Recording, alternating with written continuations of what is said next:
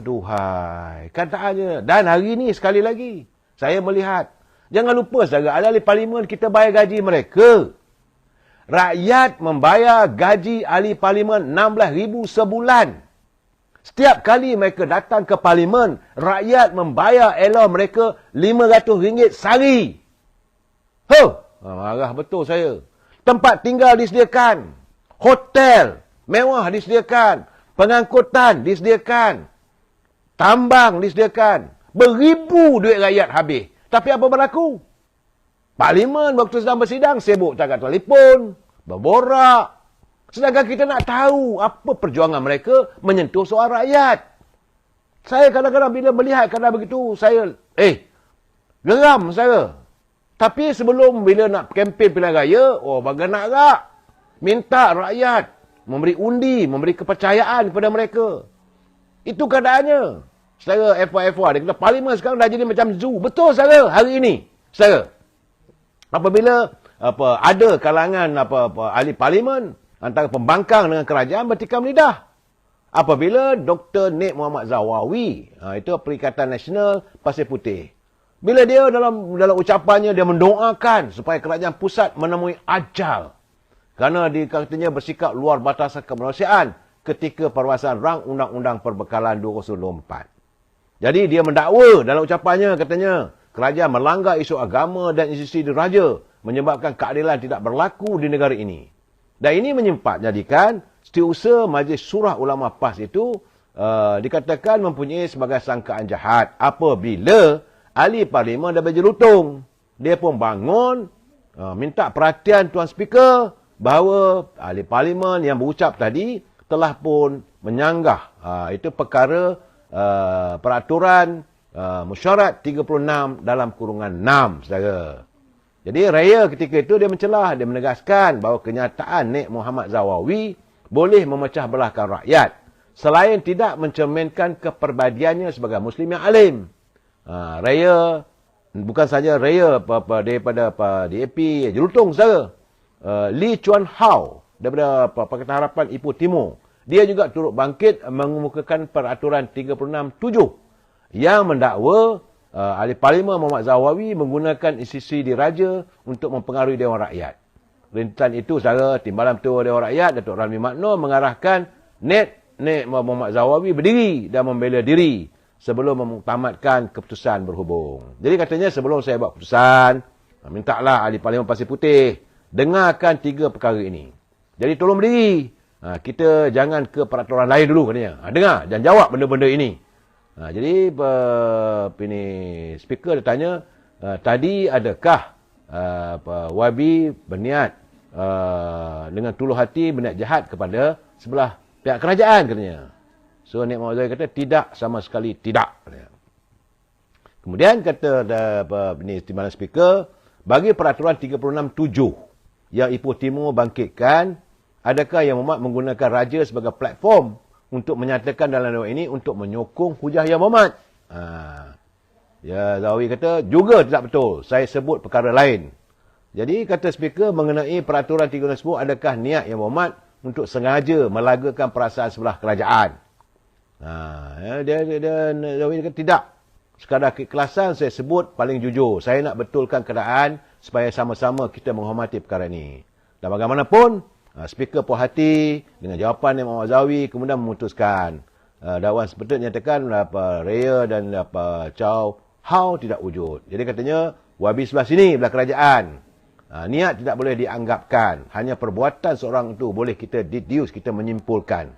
Dan ini berpandukan pengalamannya selama 18 tahun di mahkamah.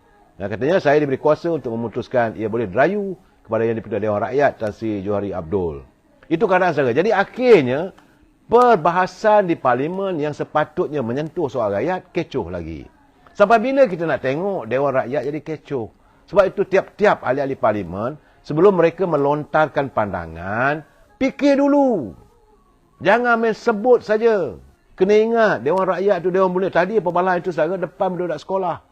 Ada lawatan pelajar-pelajar sekolah. Tak malu ke mereka? Dan saya cuma hari ini, banyak lagi perkaranya, tapi hari ini saya nak menyantuni bagaimana ahli parlimen Wangsa Maju, iaitu Zahir Hassan, bila dia membahaskan dalam perbahasan lagi ni, dia tidak mampu menahan rasa sebabnya. Inilah seorang pemimpin yang menghayati masalah rakyat. Apabila dia menekankan bahawa sejumlah 2,400 pembeli rumah di projek rumah wilayah persekutuan, itu residensi hektar Gombak, yang kini menjadi projek sakit. Seorang ahli parlimen, dia bangun, memberitahu Dewan supaya tindakan perlu diambil kerana terdapat 2,400 pembeli kediaman projek rumah wilayah persekutuan kini menjadi projek sakit.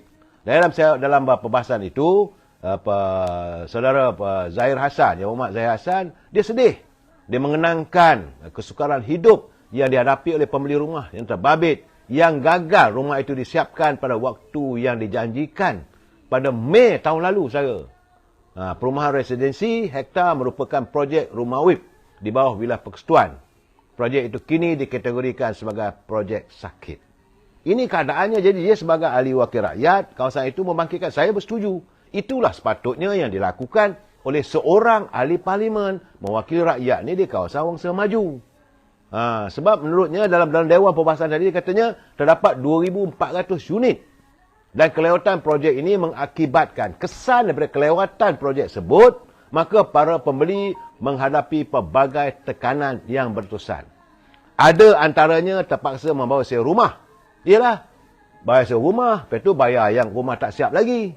Sebab mereka buat pinjaman pada bank. Terpaksa bayar sewa rumah dan pada sama bayar pada pihak bank. Kemudian, kelewatan projek perumahan itu diselesaikan juga membawa kepada pelbagai masalah kepada pembeli, termasuklah berlaku perceraian di kalangan pembeli.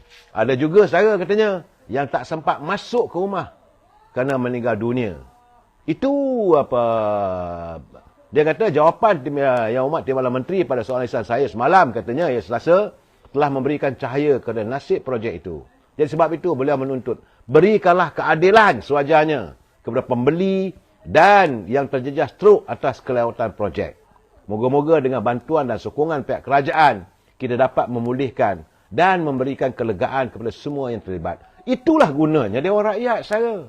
Sebagai wakil rakyat, dia berjuang untuk rakyat dia. Bagi tahu yang tak betul. Bagi tahu pada menteri, sila ambil tindakan. Sebab bila dia mendengar, bila menghantar soalan, bukan benda-benda yang remeh-temeh. Itu keadaan saya. Sebab projek itu besar, 2,400 orang yang terlibat. Saya juga rasa menyerap saya. Gertinya seolah-olah pembeli ditipu. Projek tersebut yang nilainya ratusan juta, yang untung pemaju, yang menderita rakyat. Kita tak boleh membiarkan benda begitu. Kita mengharapkan setelah persoalan tersebut dibangkitkan di parlimen, maka tindakan perlu diambil. Kalau perlu, senarai hitamkan pemaju tersebut. Kalau perlu, tindakan undang-undang juga diambil. Kerana ini mereka juga boleh dianggap sebagai menipu pembeli. Saya tidak dapat menerima kemaafan. Saya juga tidak mampu untuk bersimpati dengan pemaju atas alasan apa pun.